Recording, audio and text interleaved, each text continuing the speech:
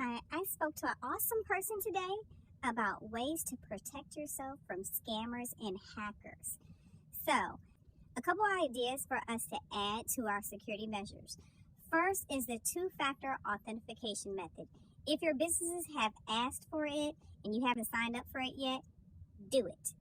This two-part task may be inconvenient, but it's better than the alternative being violated by an imposter. Using email as your second form of identification can be tricky, since hackers have taken over email accounts. But if you create multiple email addresses and never give these to the public, it can be effective if you can compartmentalize what each email address is used for exclusively.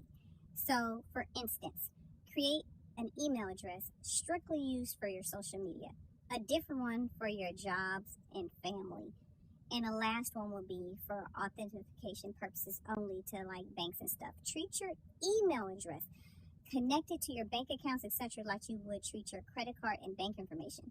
No one should have the email that unlocks every door to your life.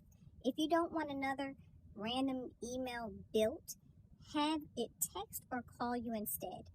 The other avenue of hacking your passwords is to make your passwords hard to crack.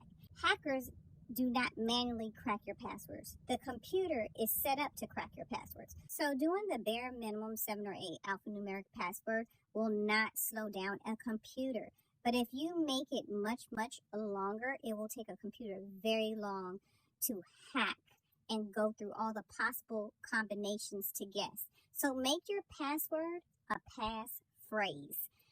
Instead, like, "You'll never guess my password, idiot, 2020 hashtag."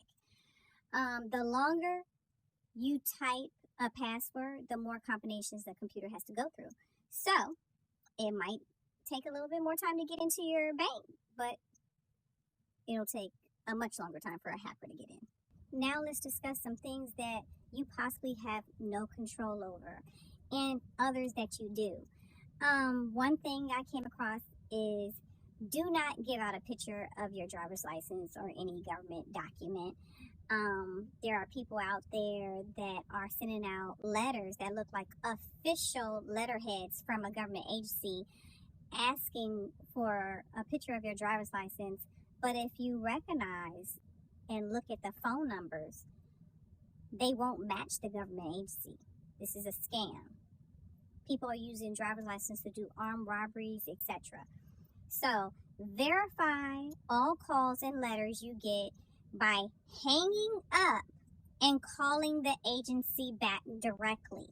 There are apps out there that you can program what phone number you want to use to call somebody, so they can call you from the IRS's phone number and other official agencies.